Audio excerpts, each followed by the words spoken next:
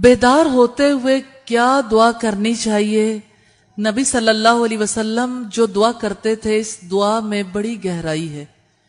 انسان جب سوتا ہے تو اس کا سونا گویا موت کی طرح ہوتا ہے، اسی لیے رب العزت نے فرمایا هو الذی یتوفاکم باللیل، وہ ذات ہے جو رات کو تمہیں وفات دیتا ہے، یعنی تمہیں قبض کر لیتا۔ انسان کی حالت جو سوتے ہوئے ہوتی ہے بہت زیادہ موت سے مشابہ ہوتی ہے۔ آپ یوں کہہ سکتے ہیں کہ نیند کی کیفیت میں انسان موت کی کیفیت کو پا سکتا ہے کہ موت میں سانس نہیں آتی اور نیند میں سانس آتی رہتی ہے، اعضاء ورک کرتے رہتے ہیں۔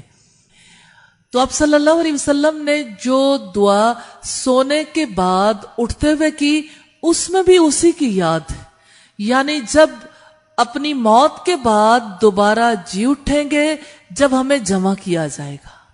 اور اس میں بڑی حکمت ہے، جو انسان فجر کے وقت سو کر اٹھنے کے بعد یہ دعا کرتا ہے تو اس کے ذہن میں جانے کی بات جم جاتی، لیکن تب جمتی ہے جب شعوری طور پر پڑھتا ہے۔ تو بیدار ہوتے ہوئے آپ صلی اللہ علیہ وسلم دعا کرتے تھے الحمدللہ الذی احیانا بعدما اماتنا والیہ النشور۔ مسلم کی روایت ہے 6887 اور بخاری کی روایت ہے 6312۔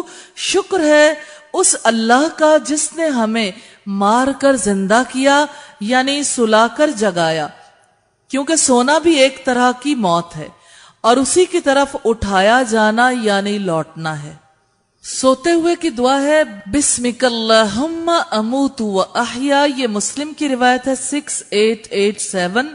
اے اللہ میں تیرے نام کے ساتھ مرتا ہوں اور تیرے نام کے ساتھ جیتا ہوں۔